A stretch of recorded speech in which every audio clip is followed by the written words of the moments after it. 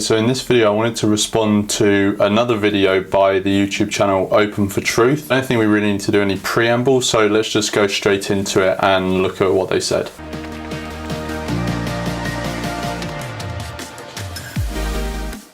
I would say there's two main brands of antinatalism. The first would be local, and the second is global. So local would be just individual people, this is the claim, have an interest in never having been born. And a global concern would be no one ever, at least moving forward, and perhaps in the recent past, should procreate. I've heard this distinction before, but it was completely different to what they said there. And I don't know, maybe I'm misunderstanding, but it seems like they're a bit confused, because when they said that local is that individuals who aren't born have an interest in not being born, and then they said global is that no one should have kids any time.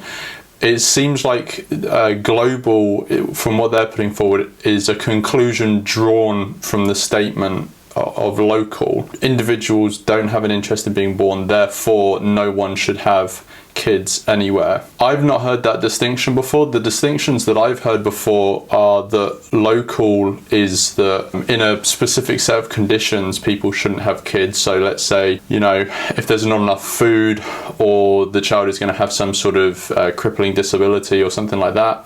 And global is just no one should procreate, it regardless of like the circumstances they're in. I can try to imagine that, just a horrible life, or a very short life, where maybe a baby is born and they struggle to breathe and they're like choking on their food for 2 days and then they die. Like that, I see. Yes. Horrifically tragic that would happen. You wonder, what is the good in this at all? And again, and that tiptoes into a whole like problem of evil discussion. Yeah.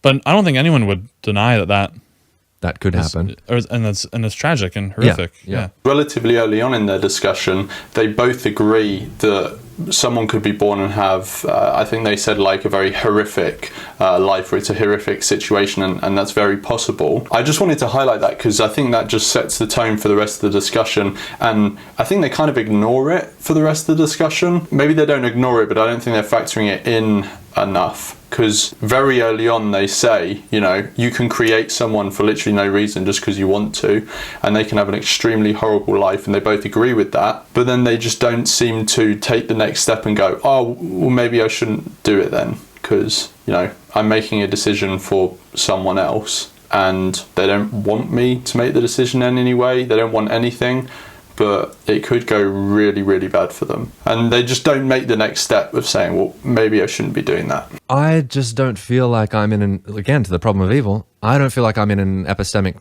position to know whether or not, or to even be able to weigh, will the good that could be produced through this life and that could be experienced by this child, will it outweigh the suffering that they might experience? I have no clue. I don't have any clue with my own life. I don't know how the next 50 years are going to unfold for me, and whether the suffering will outweigh the good. So next then, one of the guys kind of puts this suggestion forward, which I think is true, is that, you know, we can't calculate the suffering that someone is going to experience. We just have no idea. And he says even that he doesn't even know what it would be in his life, and because, you know, he doesn't know how the next 50 years is going to go. And one thing I would highlight as well is the guy that was saying this, I think earlier in the clip, actually says that I think maybe like his partner is pregnant and about to bring someone into existence. So I think that it's like very relevant now. He makes this point that, you know, I don't know, I can't make this calculation. And he's kind of saying it in a way that, like, he's trying to be humble and saying, you know, well, you know, I can't calculate all this stuff, so I'm not going to say that I'm the supreme overlord and make these definite decisions. But the thing is that you're already bringing someone into the world, so you have made a decision. No, none of us can calculate what suffering someone is going to experience when you do create them. If you don't know, then don't do it. Err on the side of caution, because essentially what you're saying is, I don't know how much this new person I'm creating is going to suffer. It could be really, really bad, but fuck it, I'm going to do it anyway. One more point on this is that, he says, like, who am I to judge whether life is good or bad? And I've already said how, like, he has already kind of made a judgment because he's taking the action. But I think another point to make is that I think the reason people say this is because just creating new people without really thinking about it that much is something so, like, normal. It's just taken as the norm. It's taken as the default, the baseline. So it's not really seen as you making a decision, I don't think. Whereas not having not creating someone, that is sort of seen as, like, abnormal. Like, in some places you would be socially stigmatized for that. If you are creating someone new, you're definitely making a judgment, but just because it's so normalized, it's not seen as one. And so often people frame their discussion, I think these guys have here, or at least the guy who said it has framed it in that way, saying that, oh, those people over there are making the judgment, and I'm going to be humble and not make a judgment, but actually he has made a judgment. And I think part of the challenge and invitation of the human experience is to live in such a way that your suffering has enough meaning that you can bear it and it's worthwhile. Live in such a way that the suffering you have to experience is worth it. It's worth the grind that you have to give yourself to. Cool, yeah. And then he says, live in such a way that makes the suffering you experience worthwhile. And I would wholeheartedly agree with this. Like, once you already exist, like, live the best life you can. Do as much good as you can for yourself and others. Try to minimize the bad that you do to yourself and others, but don't put someone else in that position where they have to do that. Like, you already exist. I already exist. We have to experience some degree of suffering, so you got to make it worth it. But why would you put someone else in the position where they have got to experience suffering and then make the effort to try and, like, draw meaning from it? Why would you put someone in that situation? One, why would you put them in that situation anyway? But also, like, just because you found meaning and just because you've sort of overcome the suffering doesn't mean they're gonna do that as well. So just, have some more compassion and empathy for those that you might create, and just realize that, they might not fare as well as you. And also, it's just not fair to put them in that position anyway. Even if they do fare well, they could make the best out of a bad situation, but why put them in a bad situation in the first place? Or a very short life where maybe a baby is born and they struggle to breathe and they're, like, choking on their food for 2 days and then they die. Like that, I see. Yes. Horrifically tragic. What you did was frame the moral discussion or valuation on just that individual. Yeah. Like the baby's life. Yeah. But then they're embedded in this whole system of, they indubitably have parents. Yeah. That have given birth to this and a whole gestation process, and maybe didn't know that this would be an outcome and have experienced this great amount of joy throughout that process. Or maybe they're of the moral fiber to just be thankful that they got to enjoy an offspring for a few days. Yeah. And maybe that's enough. Yeah. So here, essentially, they talk about sort of like the external impacts of creating someone new. So not that impacts them, but the impact they have on others. So they talk about, like, it could be this good experience for the parents and stuff like that. I agree that when we're looking at the situation, we need to take into account the impact that creating someone has on others. But I don't think it justifies creating the new person when it could go so wrong for them and they never wanted to be created in the first place. Well, let's say, someone pays for a non-human animal to be killed and skinned so that they can wear a fur coat or a leather jacket or something like that. When you look at what has just happened, of course you can recognize the fact that the person who has done that and is wearing the coat is going to be like, I get so much pleasure from this coat. Every time I look in front of a mirror, I just get this overwhelming feeling. I look so beautiful and this coat adds so much to my life. Yeah, we can recognize that someone has that reaction and it has a positive impact on their life. But does it justify them paying for another sentient being to be killed and skinned? No. And the final thing on this is that at one point they kind of I don't know if they insinuate or just outright say it, and both agree, which I thought was actually, I don't know how to say it, like I just thought it was kind of grim. They both kind of passed off that they thought it was kind of okay to create someone, then they have like a few short days of suffering, you know, but at least the parents benefited from it. Like, I just think that is such a sick way of viewing others, you know, just a means to your own ends, especially if the person who is a means to your ends has suffered horrendously. That we're not just talking about the kid's life, you're talking about the ripple effects of that kid's life. Anybody that they interact with, their life has now been affected and could be better or worse. My kid will cause other people to suffer. That will happen. Mm-hmm. He will be cruel to someone, or he will be selfish and steal from some, who knows how he will cause suffering. And hopefully he will do great good in the world. I sure hope so. I don't know it. I think, again, they're sort of doing this thing of like, oh, who knows how it's going to turn out, so, you know, we may as well just do what we want. I don't think that's a reasonable way about going about things. Even if you exclude all of the stuff just in and of itself about creating someone, you just look at how it's going to impact others. If you don't know whether it's going to go well or not, then what is the best thing to do would be adopt someone, just take someone who already exists and is in a vulnerable situation and try and increase the amount of good they would do. You don't have to do one of the, you could have some biological children and adopt some. Mm-hmm. Don't have to go all one or the other. Right. The question is it ever better for me to conceive and have a biological kid if I could go instead? There's an opportunity cost there. Yeah. I could go and rescue some kid who needs to be adopted. Notice like how he talks about it. He's just talking about me.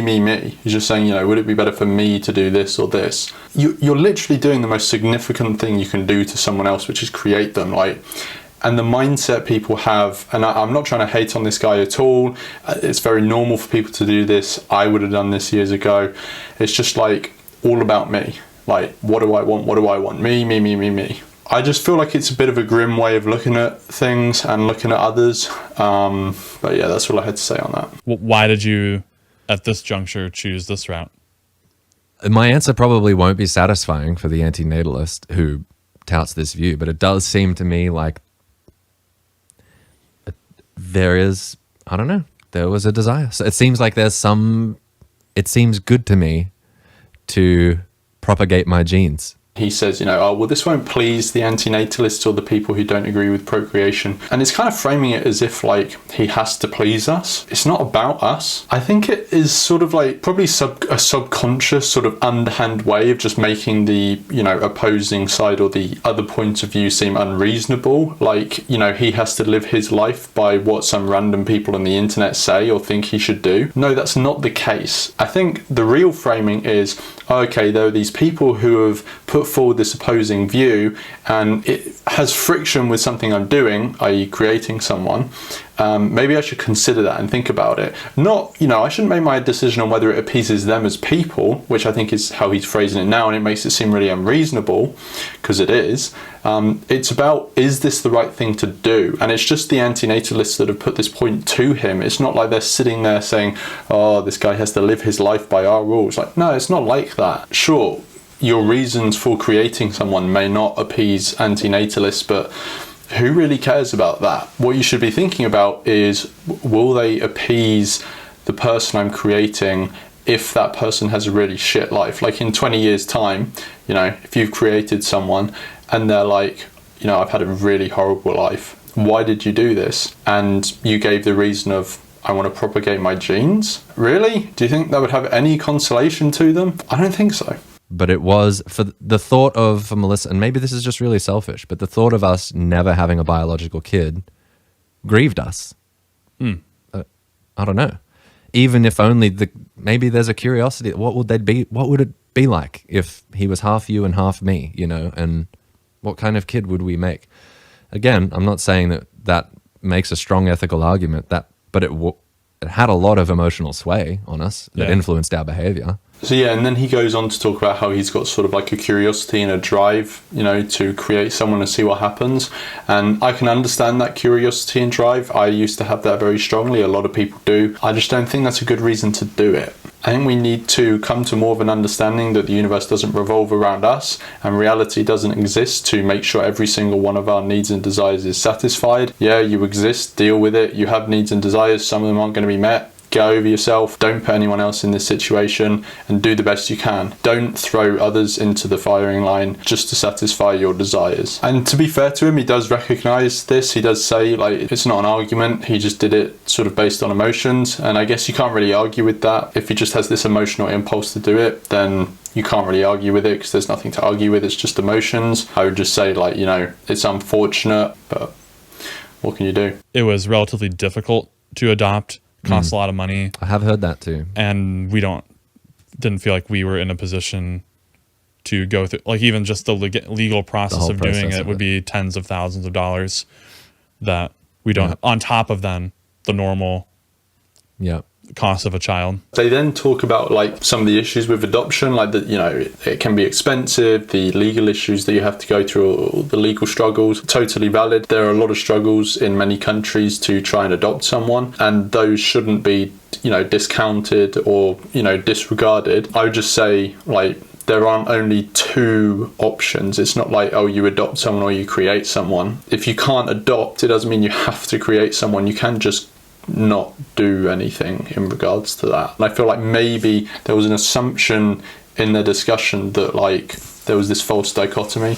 I agree. That's one of the things I'm looking forward to about parenthood is the fact that it causes you to practice selflessness and be thinking about someone else's needs and be responsible. Like, it shapes you up. Oh, hopefully. It does not for everybody, apparently, but that could all be true of adoption too. There's nothing about the biological nature of your kids that gives you the benefit of stepping into the parenting role. Putting yourself in a situation where you have that much responsibility for someone else will probably make you more selfless, and you will do things for your child's sake, not just for your sake. You know, once you've created them, sure, you can be selfless for them, but it's creating them in the first place was the selfish thing. Like, just, you know, because you wanted to, because you desired to, and you're putting them in this situation where a lot of really bad things could happen to them and they didn't want to be in that situation. I think that's the thing that was missing from what he said, is that, yeah, you commit this extremely selfish act, and then, I mean, you've put someone in that position, so I don't even know if it's selfless later on to then help them out and do things for them. But I can understand where he's coming from, is that it can encourage this nature in you to not just think about yourselves once they exist, but yeah, it's the whole point of, like, you've already created them, and that was the selfish thing to do. If everyone adopted antinatalism from here on out, we'd be done in 70 years. The human race would no longer exist. Right. Which, is that what Benatar wants? Is he? I mean, that seems to me like you're casting a vote on human existence. Who are you? Who are you to be the judge about whether it would be better or worse that there are no people or that there be people? That seems like a profoundly anti-human sentiment. And maybe I'm wrong or I'm misrepresenting it, but that seems troubling to me. Yeah, and then here they talk about, like, human extinction and saying how it's sort of profoundly anti-human. I would say, you know, if you're against creating, you know, new individuals, then, like, you can be anti-human, and a lot of people are. I don't think you have to be. I think you can even sort of be, like, pro-human. You can recognize the capacity and capability of humans to do good once they exist, but just not want to create any more. I don't see any contradiction there. I don't think you have to be anti-human. I think maybe, you know, he just had this sort of, like, repulsion by the idea and wanted to paint it as evil or whatever. And he also says, like, who are you to make that decision? Who are you to cast that judgment on whether humans should exist or not? And, like, honestly, my reply would just be, well, no, who are you? You're the actual one creating someone right now. Who are you to create someone just because you want to? There is nothing compelling you to do it. You don't have to do it. You're doing it because you want to.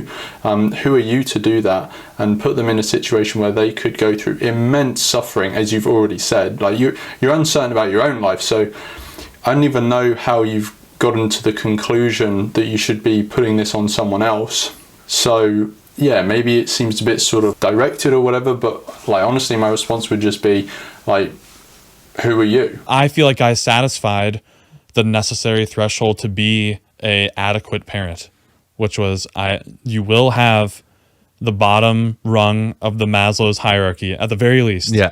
You have your food, you have water, shelter, you have access to medicine. Your kids have a lot more than that. They have a lot more, but just for those who don't know, they don't have direct evidence to the higher rungs. So you're not contributing to the problem. No.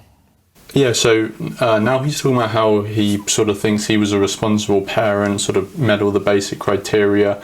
I don't know what his parenting was like. He could be right, he could be wrong. He could have messed his child up in some way that he doesn't know about and hasn't manifested yet. I've literally got no idea. The thing I would say is just like, just because you have doesn't mean anyone else will. Doesn't mean you will do it again if you're planning to do it again. And also, it could just mean you're really lucky. I mean, it doesn't justify what you did in the first place by creating them and rolling that dice, because may have turned out okay, but it could have gone really badly. But also, doesn't really matter how good you are as a parent. There are some things that are just out of your control. Your child may get hurt by other people, they get hit by a car, or just reality by nature. You know, they could be in a natural disaster, or they could catch a disease or something like that. There are all these things that are just basically completely out of your control. And also you could make mistakes. You know, I think they said earlier in the conversation that everyone makes mistakes, and everyone does. And why should the person you created have to pay for the mistakes that you make? Just don't create anyone. And if you make mistakes, then yeah, it's going to impact other people, but at least you haven't brought a new person in that it's going to directly impact. Would a solution be, what if he has the right, this is dark, he has the right to opt out of existence. He has the right to end his life. Yeah. And I could hear the argument being, well, but it would probably involve some suffering, and it would be better if he wasn't born so he didn't have to end it and experience the suffering of ending it. But suppose there was some facility you could go to Oh boy. where Okay. it is painless, you go to sleep, you say, I'm done, and you opt out. Like those death pods in Australia. What was that? Oh yeah. Yeah, remember that technology we saw? That Yeah, like that's right. It's a thing. euthanasia pod that you'll just get tired and fall asleep and completely painless and never wake up. They mention like death pods in Australia. I don't know too much about that, but presumably it's some sort of painless way of euthanasia. The vast majority of people don't have that option. And even if everyone did, it's like, it still shows how dark creating someone is. You're putting someone in the situation where they have to literally kill themselves to opt out if they don't like the situation. I just don't think that is an ethical thing to do. And yeah, even if it's painless, like, why play this whole experiment in the first place? Like, if someone is going to choose to painlessly kill themselves, then presumably they're doing it because they're in pain at the moment and they're suffering. Why create someone for literally no reason when that could happen to them? I think know. I think it might be good to fulfill the drives. Every drive has a situation in which it is good to fulfill that drive. Is that your claim? I'm gonna go there. Yeah. Whoa. Okay. Listeners, if you can think of a counterexample, please write in. Again, and there's framing issues you need to do, and you really need to be clear on what the drive is. Like, Yeah. so a man might say, I have this drive to see as many women naked or have sex with as many women as possible. Yeah. Okay, wait, you've just stacked the deck against me, I feel. Rather, we're just talking about the drive for sex. Yeah. Sexual activity. Yeah. It doesn't need to be with all those other women. Yeah, you can be monogamous. Yeah. Yeah. Yeah. So Yeah, okay. just shooting from the hip. I'm struggling to think of a counterexample. So listeners, this is where I lean on you. Can you think of a counterexample to what Clint just said? So I'm coming up short. And so here's the basic structure of the argument. Yep, lay it out. All human drives once fulfilled appropriately, contribute to the good life. Having a child is a human drive. Therefore, having a child will contribute to you having a flourishing life. And is it implicit in the first premise that there is an appropriate avenue of expression for every drive? There exists an appropriate That's right. avenue It's of possible. expression for Yeah. every drive. And when those drives are fulfilled in those appropriate expressions, brings about the good life. I would put in ceteris paribus, all things considered. So, like everything about you works properly. Someone isn't infringing. Yeah, all things being equal. Sure. He lays out like an actual argument by saying, you know, all human actions, if they're filled appropriately, contribute to the good life. But it's like he's kind of begging the question by just assuming that creating someone is an appropriate way to satisfy a drive. If you want to raise someone, if you have that drive, adopt. May not be perfect for you, but the moral universe doesn't revolve around you. We have to stop just looking at things from how they benefit us. We need to recognize and take into account that it impacts others. Anyway, so that was everything I had that I thought I wanted to react to from that video. It would be interesting to hear what the guys from Open to Truth think of this video, and other people in the comments below. I'm hoping that I've been as respectful and reasonable as them. Sometimes I may have put things in like a sharp, spicy way, or however you want to put it. I apologize for that if it came off brash or anything like that, but I'm glad that they made this video, because it exposes more people to having a conversation on this. Even if we don't end up landing on the same conclusion, it's good to generate more conversation. So see everyone in the next video.